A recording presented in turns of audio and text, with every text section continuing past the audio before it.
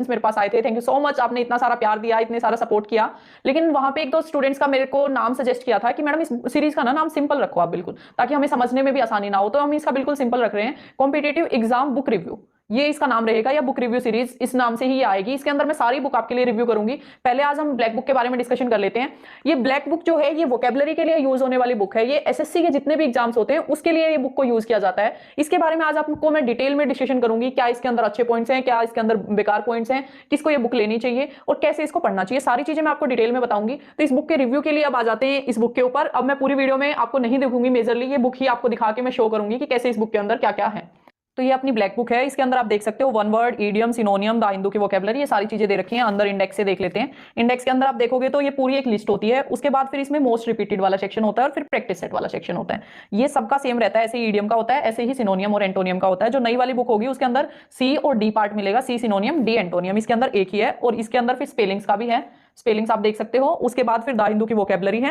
और ये मैं बहुत सारे वर्ड्स हैं जो आपको, जैसे वर्ड लिस्ट है, फ्रेजल वर्ब है, फोबिया, मनिया, किलर्स, ये बहुत सारी एक लंबी सी लिस्ट होती है जो मुझे याद नहीं होती है स्पेशली। उसके बाद ये देखो, यहाँ से मैं वन वर्ड आपको दिखाती हूँ। वन वर्ड कैसे दिया है, ऐसे पूरा एक आपको सेंटेंस दे रखा है, उसका मीनिंग दे रखा है, फिर ये नाउन प्रोनाउन क्या है वो बता रखा है, और फिर इसकी हिंदी दे रखी है। तो ऐसे हिंदी और इंग्लिश दोनों में आपको मीनिंग रहेंगे। ऐसे ही ये चलता रहेगा। 1200 समथिंग होंगे इस बुक के अंदर, 1200 हैं, ये 1205 हैं। तो यहां तक ये कंप्लीट हो जाता है। उसके बाद फिर आपका मोस्ट रिपीटेड वाला सेक्शन दे रखा है 200, और मोस्ट रिपीटेड न्यू वाले में 300 हैं। तो ये मोस्ट रिपीटेड इसमें ये देख सकते हो, जैसे 11 बार रिपीट हुआ है, ये 10 बार रिपीट हुआ है, तो मतलब ये समझ सकते हो एसएससी का फेवरेट वाला सेक्शन है ये वाला। तो ऐसे ही ये फिर आप ये प्रैक्टिस सेट है इसके पीछे, इसमें देखो आप ये आपके एमसीक्यू फॉर्म में प्रैक्टिस सेट्स हैं। प्रैक्टिस सेट से आप देख सकते हो। फिर सिमिलर पैटर्न, जैसे ये बी सेक्शन स्टार्ट हो जाता है, तो ऐसे ही बी सेक्शन में रहेगा, इसका वर्ड दिया है, मीनिंग दिया है और हिंदी में मीनिंग दिया है। आगे का पूरा प्रोसेस सेम रहेगा, मोस्ट रिपीटेड वाला भी रहेगा इसके अंदर, और इसके फिर जो ये प्रैक्टिस सेट है ये भी रहेगा। फिर आगे जो अपना सी सेक्शन आ जाता है, सी सेक्शन के अंदर आपके वर्ड्स दिए गए हैं, ये वर्ड दिया है, इसका सिनोनियम दिया है और इसके एंटोनियम्स भी दिए हुए हैं और इसकी हिंदी भी दी हुई है साथ में, ऐसे दे रखा है आपका। जो आगे आपको मिलेगी ना आप वाली बुक में, उसके अंदर ये एंटोनियम वाला सेक्शन नहीं होगा, सिनोनियम वाला सेक्शन मिलेगा आपको। जैसे ये वाला जो सेक्शन है सिनोनियम्स वाला, ये वाला। ये पुरानी बुक है, मैंने सोचा नई क्यों मंगवानी है, मेरे वाली जो ऑलरेडी है इसी से सूट कर देते हैं। इसका भी ये प्रैक्टिस सेट सिमिलर रहेगा आपका। उसके बाद फिर आ जाता है ये जो दुखती रग पे हाथ रखने वाली चीज। ये मुझे मुझे बहुत मतलब ऐसे होता है ना, दुख होता था ये पढ़ते हुए। मेरी स्पेलिंग्स थोड़ी सी वीक है तो मुझे दिक्कत होती थी स्पेलिंग्स याद करना, मुझे कमेंट सेक्शन में जरूर बताना। तो ये ऐसे आपकी पूरी स्पेलिंग्स दी गई हैं, सारी अल्फाबेटिकल ऑर्डर में ये बुक पूरी डिजाइन की गई है आपके लिए। अंदर भी ये देखो, आपको सारी स्पेलिंग्स के ऊपर आपको ऐसे रिपीटेड, जो ज्यादा रिपीटेड है उनके ऊपर पर्टिकुलरली फोकस किया जाता है कि ये ज्यादा रिपीटेड वाली हैं। उसके बाद फिर आपका जैसे ये स्पेलिंग्स खत्म हो जाती है,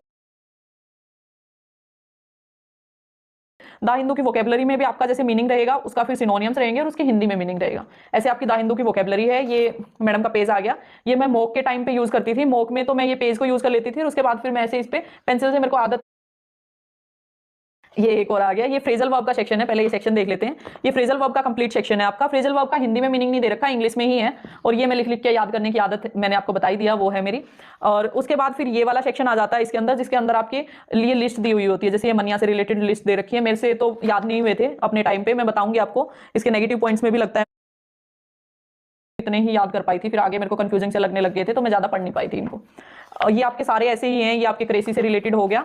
उसके बाद थोड़ा सा और दिखा देती हूँ आगे मैं। ये आगे इसमें फॉरेन वर्ड्स भी दिए हुए हैं, एक आध बार कोई कोई एसएससी के अंदर आ जाता है, ज्यादा आते नहीं है फॉरेन वाले वर्ड्स पूछो तो। उसके बाद ये थोड़ा सा रूट वर्ड का सेक्शन दिया हुआ है, रूट वाला इसका ठीक ठीक लगता है मुझे ये। तो ऐसे ही आपकी पूरी बुक खत्म हो जाती है। और जो इसका रेट है वो है 299, 300 रुपए। अगर आप उस पर ऑनलाइन वगैरह तो कम पे भी मिल जाती है। तो ये था कंप्लीट डिटेल मेरी तरफ से। अब जो आगे इसके गुड पॉइंट बैड पॉइंट्स हैं वो सामने से मैं आपको बताती हूँ।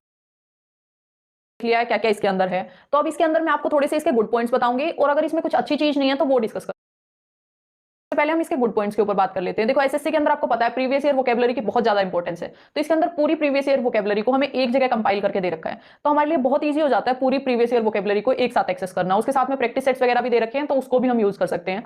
इसका जो एक और चीज मुझे अच्छी लगती है वो ये कि मोस्ट रिपीटेड वाला जो सेक्शन है ना इसका, वो हाईलाइट करके अलग से दे रखा है। जैसे बहुत बार ऐसे होता है, जैसे एचसीएम के टाइम पे अभी हुआ था कि एस्पिरेंट्स के पास इतना ज्यादा टाइम नहीं था, तो उन्होंने वो मोस्ट रिपीटेड वाला सिर्फ पढ़ा और बहुत सारे एस्पिरेंट्स का 70 to 80%, किसी का 60% के अराउंड वोकेबलरी ठीक हो गई। तो ये इसका एक प्लस पॉइंट हो जाता है। उसके बाद में इसके अंदर बहुत सारी चीजें आपको ऐड कर रखी हैं, द हिंदू की वोकेबलरी भी है, इसके पीछे रूट वर्ड्स भी हैं थोड़े से, और जो आपकी स्टडीज वगैरह से रिलेटेड भी वर्ड्स हैं, तो वो काफी सारी चीजें